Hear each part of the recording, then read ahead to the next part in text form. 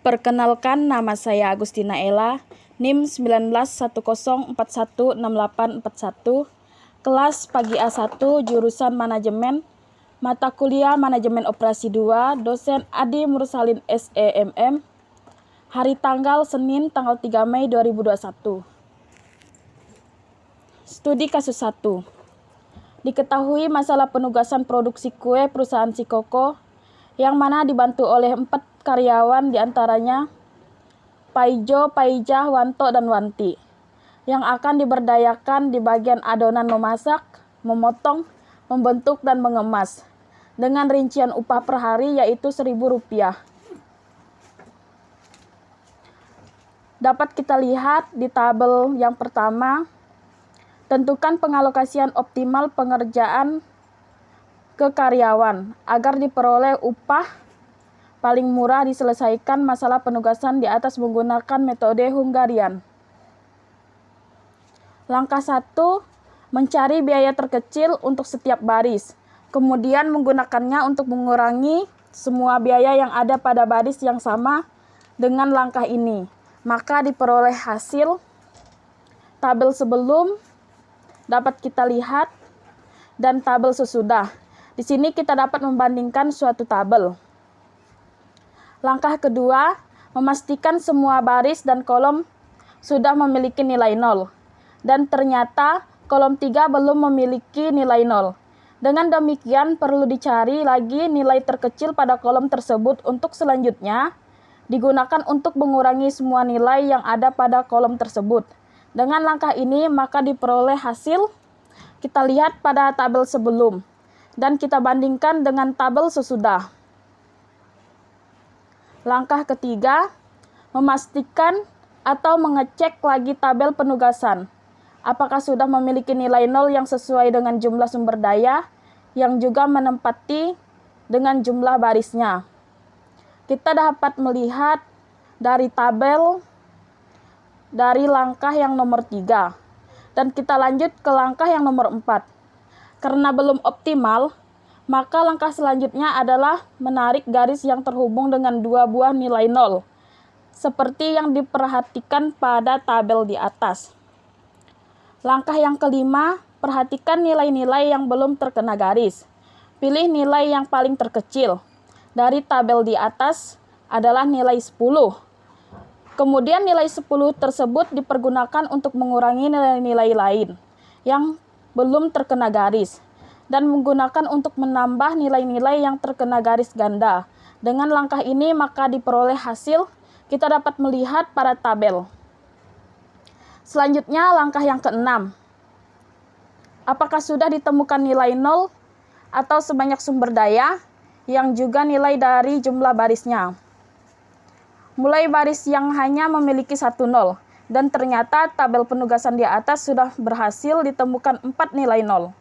Sejumlah karyawan yang akan ditugaskan, yang berada di baris dan kolom berbeda, artinya tabel penugasan di atas sudah optimal. Paijo dialokasikan pada tugas memotong, yaitu 60. Paijah dialokasikan pada tugas memasak, yaitu 45. Wanto dialokasikan pada tugas adonan yaitu 50. Wanti dialokasikan pada tugas mengemas yaitu 60. Jadi jika dijumlahkan totalnya menjadi 215. Maka pengalokasian pekerjaan yang optimal terhadap 4 karyawan tersebut adalah 215 dikali 1000 sama dengan 215.000 per hari. Studi kasus 2. Seorang manajer pemasaran ingin menempatkan 4 orang salesman di 4 daerah pemasaran produknya. Penempatan salesman tersebut didasarkan pada perolehan nilai keuntungan yang diperkirakan akan diperoleh oleh setiap salesman di setiap daerah pemasaran berdasarkan prestasi kerja mereka saat ini dan mengenalkan terhadap masing-masing daerah pemasaran tersebut. Bila data perolehan keuntungan dari setiap salesman di setiap daerah pemasaran seperti yang disajikan pada tabel 1. Tentukan penugasan salesman yang harus dibuat oleh sang manajer agar keuntungannya yang diperoleh maksimal. Kita dapat melihat pada tabel yang pertama. Kita memasuki langkah pengerjaan yang ke-1. Langkah pertama untuk menyelesaikan masalah ini dengan menggunakan metode Hungarian adalah menentukan nilai terbesar dari setiap baris dengan hasil sebagai berikut. 1, 1100, baris 2, 1100, baris 3, 1050, baris keempat, 1150. Hal ini berarti bahwa nilai-nilai keuntungan pada baris 1 dikurangkan dari 1100, baris 2 dikurangkan dari 1100, baris 3 dikurangkan 1050, dan baris keempat dikurangkan dari 1150. Hasil perhitungan langkah pertama ini dapat dilihat pada langkah kedua. Langkah kedua, kita dapat melihat suatu tabel. Selanjutnya diperkirakan apakah setiap kolom telah mempunyai nilai 0. Ternyata pada langkah 2 terlihat bahwa kolom 2 belum mempunyai nilai 0, sehingga perlu ditentukan nilai terkecil dari kolom tersebut, yaitu 100. Setiap nilai pada kolom 2 dikurangkan dengan 100, sehingga diperoleh hasil seperti pada langkah 3. Kita melihat pada langkah ketiga, yaitu tabel. Seperti langkah terakhir adalah menentukan penugasan salesman ke daerah pemasaran berdasarkan pada nilai-nilai 0 tadi. Dimulai dengan jumlah nilai 0, 1, yaitu baris 1 dan 4. Yang berarti salesman 1 ditempatkan di daerah pemasaran 3, salesman 4 ditempatkan di daerah pemasaran 1. Untuk baris 2 terdapat 2 nilai 0, tetapi karena daerah pemasaran 1 telah diberikan kepada salesman 4, maka salesman 2 ditempatkan di daerah pemasaran 2, dan yang terakhir salesman 3 ditempatkan di daerah pemasaran 4. Berdasarkan penugasan yang dibuat di atas, maka nilai keuntungan yang akan diperoleh adalah sebesar 1100 ditambah 1000 ditambah 1050 ditambah 1150. Hasilnya yaitu 4300. Soal teori yang pertama, apa peramalan itu? Jawab. Peramalan adalah seni atau ilmu untuk memperkirakan kejadian di masa depan. Hal ini dapat dilakukan dengan melibatkan pengambilan data historis dan memproyeksikannya ke masa mendatang dengan suatu bentuk model sistematis. 2. Sebutkan dan jelaskan jenis-jenis peramalan. Jawab. A. Peramalan jangka panjang, yaitu yang mencakup waktu lebih besar dari 18 bulan. Misalnya peramalan yang diperlukan dalam kaitannya dengan menanam modal, perencanaan fasilitas, dan perencanaan untuk kehilangan lead bank. B. Peramalan jangka menengah, yaitu mencakup waktu antara 3-8 bulan. Misalnya, peramalan untuk perencanaan penjualan, perencanaan produksi, dan perencanaan tenaga kerja tidak tetap. C. Peramalan jangka pendek, yaitu mencakup jangka waktu kurang dari 3 bulan. Misalnya, peramalan dalam hubungannya dengan perencanaan pembelian material, penjadwalan kerja, dan penugasan karyawan. 3. Mengapa strategi peramalan sangat urgen atau penting bagi perusahaan? Jawab. Karena peramalan adalah dasar penyusutan bisnis di suatu perusahaan sehingga bisa meningkatkan efektivitas sebuah perencanaan bisnis. Nomor 4. Jelaskan pendekatan peramalan yang digunakan. Jawab. Pendekatan peramalan yang digunakan yaitu ada 2. A. Peramalan kualitatif adalah peramalan yang menggunakan pendapat dan analisis yang deskriptif. B. Peramalan kuantitatif, yaitu peramalan yang berkaitan dengan hitungan matematis. Soal nomor 5. Jelaskan 8 tahap dalam melakukan peramalan. Jawab. 1. Menentukan tujuan peramalan. Dalam tahap ini, kita juga perlu menentukan setiap detail dari peramalan tersebut.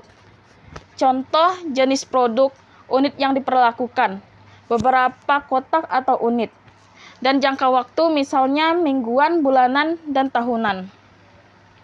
2. Mengevaluasi dan menganalisis data yang sesuai.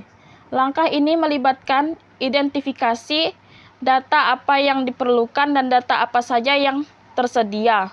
Mengidentifikasi data ini akan berdampak pada penampilan metode peramalan nanti.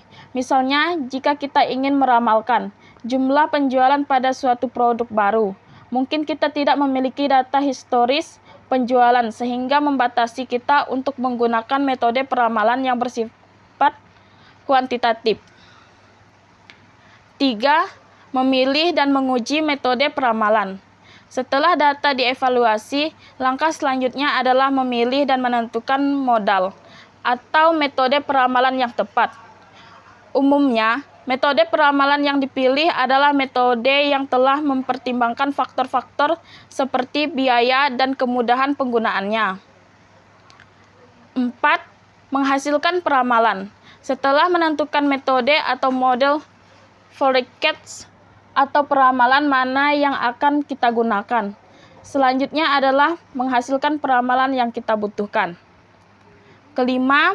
Memantau keakurasian peramalan. Forecasting atau peramalan merupakan proses yang berkelanjutan. Setelah membuat peramalan, kita harus mencatat apa yang sebenarnya terjadi atau aktual, dan kemudian menggunakan informasi tersebut untuk memantau akurasian peramalan kita. Perlu diketahui bahwa metode peramalan yang terbaik pada masa lalu belum tentu bisa menghasilkan yang terbaik untuk masa depan.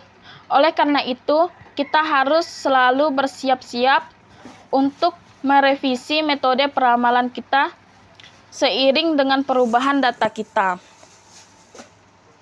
Yang keenam, memilih tipe model peramalan. Ada banyak model yang biasa digunakan dengan melakukan peramalan, dan kita bisa melakukan lebih dari satu. Yang ketujuh, menvalidkan hasil dan menerapkan hasil peramalan.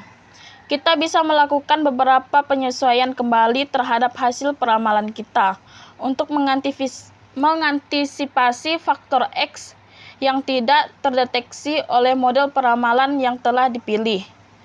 8. Memilih time frame jenjang waktu. Maksudnya adalah apakah kita akan melakukan peramalan per bulan atau per tahun.